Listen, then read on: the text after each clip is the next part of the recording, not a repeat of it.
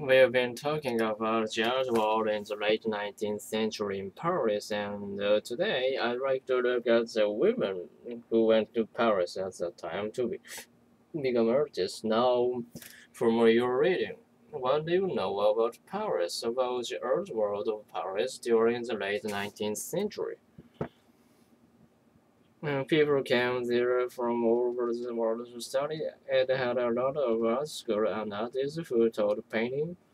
There were recognitions classes for women artists, and it was a good place to go to study. If we wanted to become an artist, Paris was not a good place to go. Paris was a good place to go, and women could find skills and instructors there before the late 19th century. Say women who want to become an artist have to take private lessons or learn from family members. They have more limited options than men did. But around the 1870s, some artists in Paris began to offer classes for women students. The classes were for women only. And by the end of the 19th century, it became much more common for women and men to study together in the same classes. Within a few decades, things have changed significantly. Okay, let's back up again and talk about the time period from 1860 to the 1880s and talk more about what happened in the women art classes. In 1868, a private art academy opened in Paris, and for decades it was probably the most famous private art school in the world. Its founder, Rudolph Julian, was a candy musician.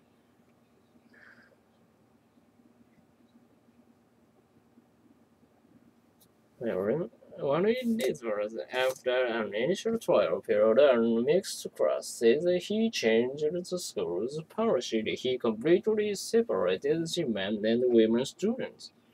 Any reason why he did that? Well, like I said, Julian was a brilliant businessman with progressive ideas.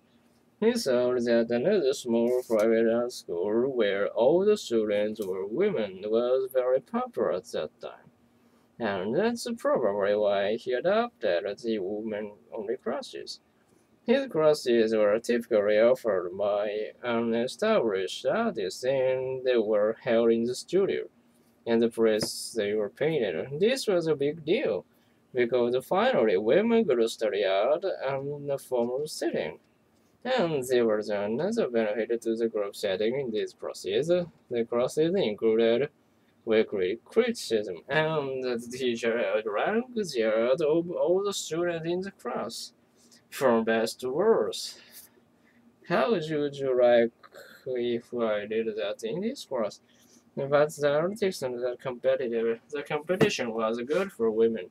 It formed them to see where they needed to improve. Isn't that interesting? One woman artist, her name was Marie Vasquez.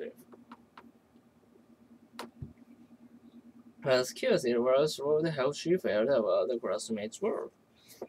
He thought her classmates was much better than her own, and this gave her an incentive to do better.